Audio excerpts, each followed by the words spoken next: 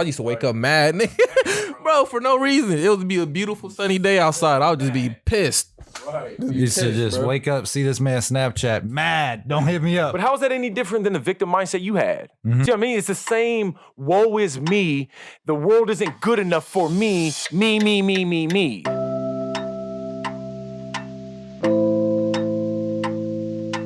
Well, we were going to talk about my depressive state from a year. Oh my God.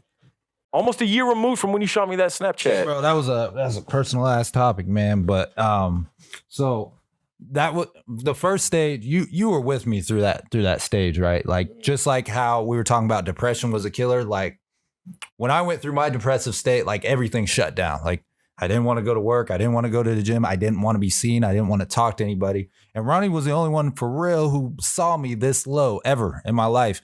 And the number one thing that we had to start with, obviously, was the gym. The other thing that I was doing, and the reason for my depressive state, obviously, it was self-inflicted, but it was a state of pity. It was a state of shame. That victim mindset you talked about last video. 100%. And for a while, it was a state of, oh, I can fix it. First, you had to get out of that state and you had to realize, like, you can't fix the whole thing now, but you can fix each mechanism that is the totality of the injured machine. Right. And for you, it's just fixing each gear until the entire machine is reworking. It was the first time where, like, me working on my body wasn't going to fix anything. Mm-hmm. Like, I had to look internally at myself and figure out why I kept doing the things that I did. Not only that, like, I talked about it in a podcast appearance I did before. You got to look deeper into yourself and your past. You got to evaluate your traumas. That's what got me out of my bed in my room. At first, I had to figure out, like, why do I do these things? Oh, yeah, this happened with my family years ago. And this is why I act and carry myself the way I do now. Okay, I've addressed that. Now, I got to put myself back out into the world. Got to get back into the gym. While I was forcing myself back into the world, I was also, one minute I'm reading motivational, inspirational, spiritual quotes. And then the next minute I'm listening to sad music. And I remember it got real close to my birthday. You want to talk about what I did for my 21st. The day of my birthday, I was down and out, like super depressed. Like it was the day before my birthday. We had everything planned. And Ronnie's like, bro, like it's your birthday. Like, why are you so depressed? And I was like, bro, like I don't feel like me. I feel terrible. And he was like, bro, here's what you got to do. You got to stop indulging in negative content, sad content. Like I was listening to sad music, just everything. You are what you consume. Exactly. And as soon as I started doing that, that's when I started getting myself in the right state. Yeah, when you're depressed, you got to have a strong support. You got to have somebody who you can confide in. Right. We talk a lot about, spending a lot of time with yourself to grow and be a man.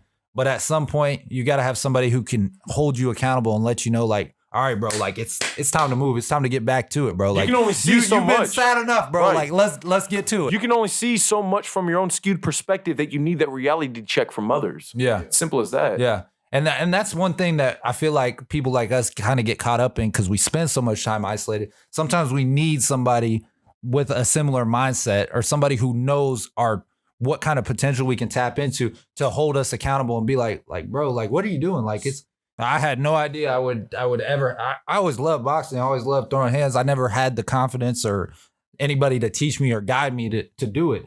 And I love it. And I didn't expect to be able to do it. But, through just putting myself through the vigor of the training and everything, that's where I started developing this whole new mindset. And now I've developed this mindset where it's like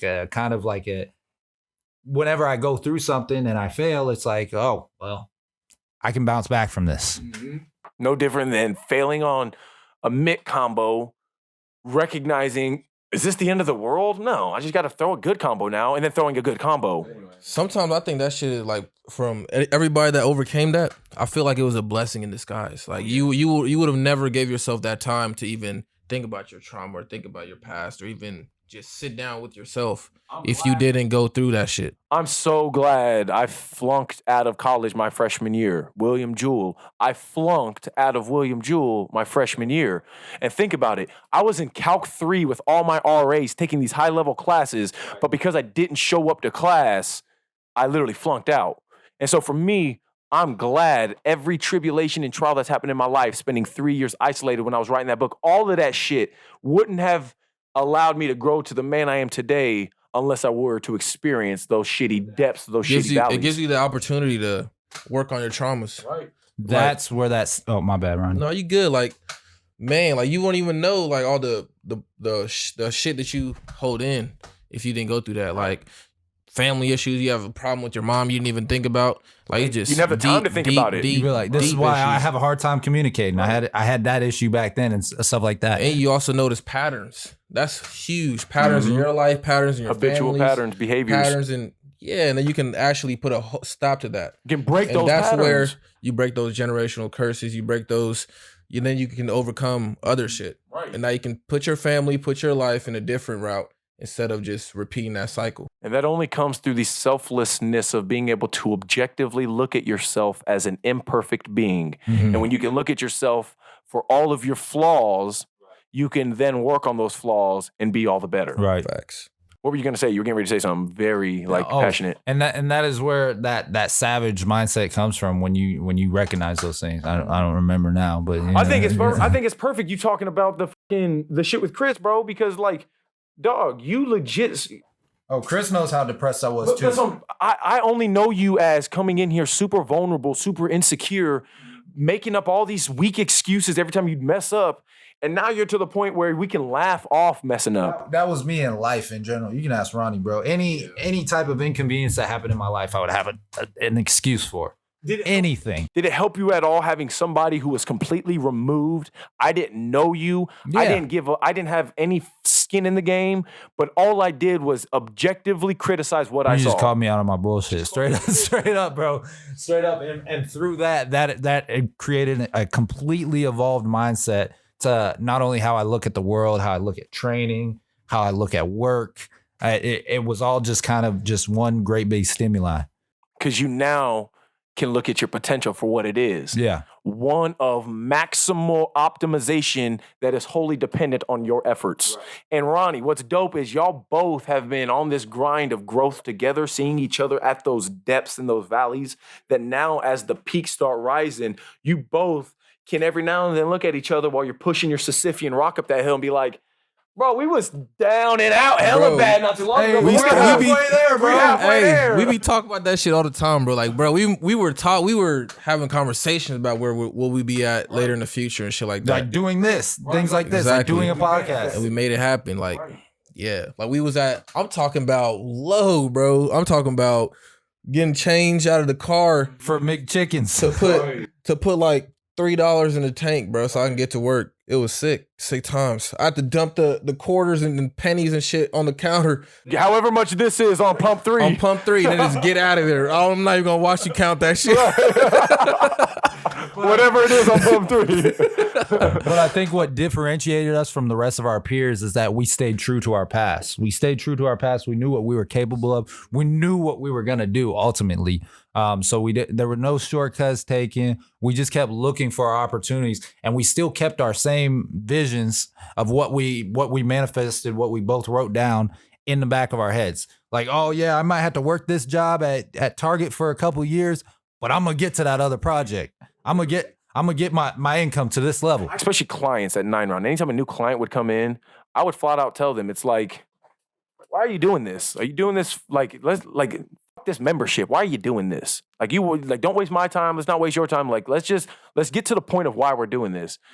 And for both of y'all, writing down those goals is breaking down fundamentally, why am I doing this? Why am I living? What is my purpose? What should I be doing in this life?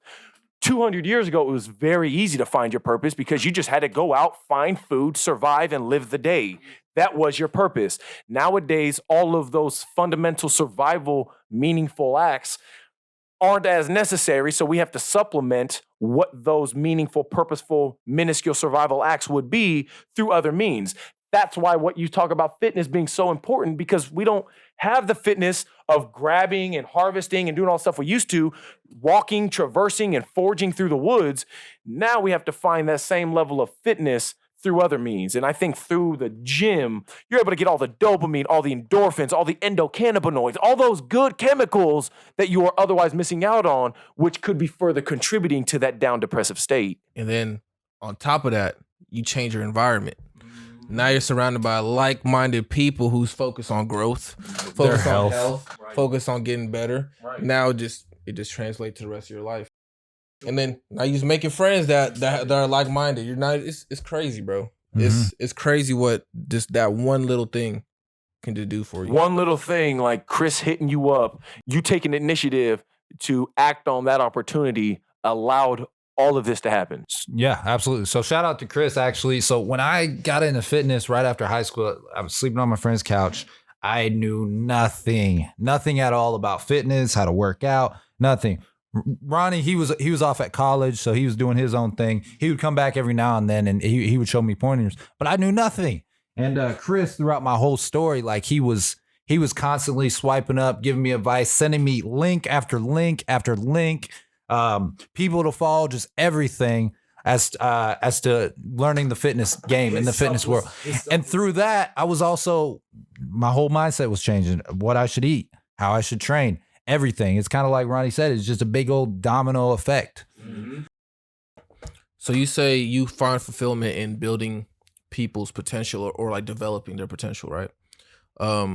What do you see in people to like get them to that next level? Because it's a lot of people don't see that potential in themselves. So it's like you have to have a specific eye to notice that in people.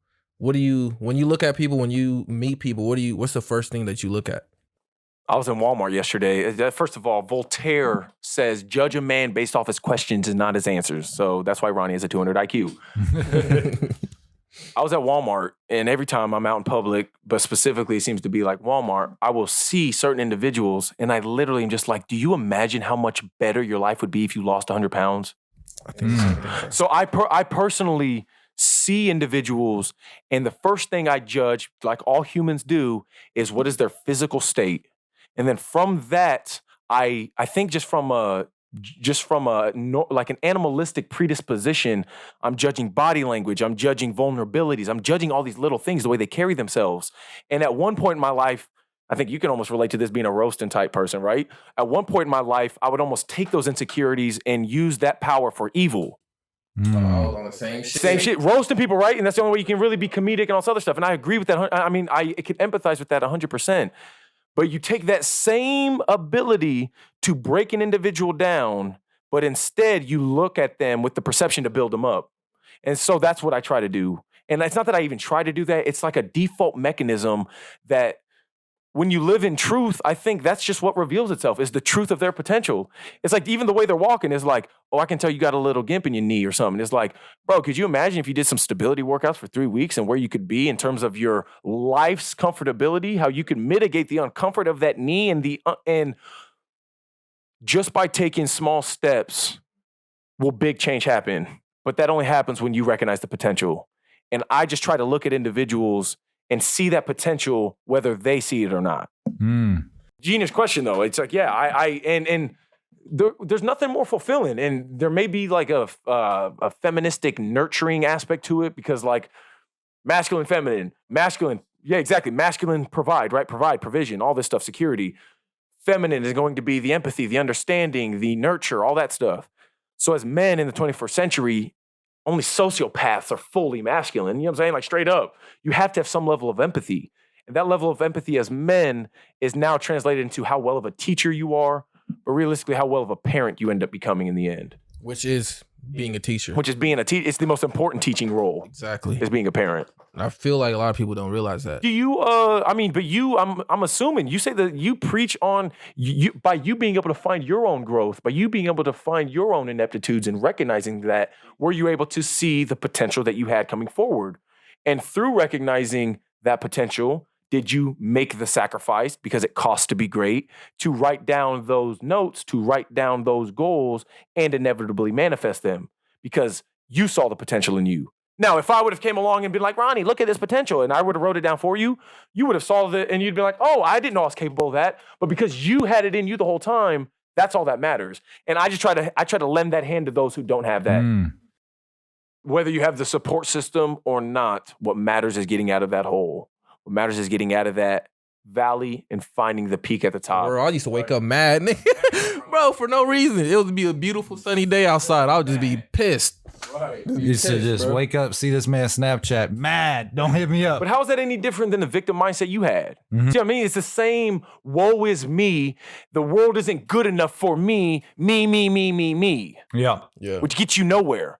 And that's the selfless stuff we talk about. Yeah. Only when you say, I don't matter, it's what I can do for others, does the wealth start coming for me. And how I can build myself up to walk this earth to be better for others Exactly. too. And that's what you talked about, seeing their potential. Right. So that's a beautiful way to end. Clean.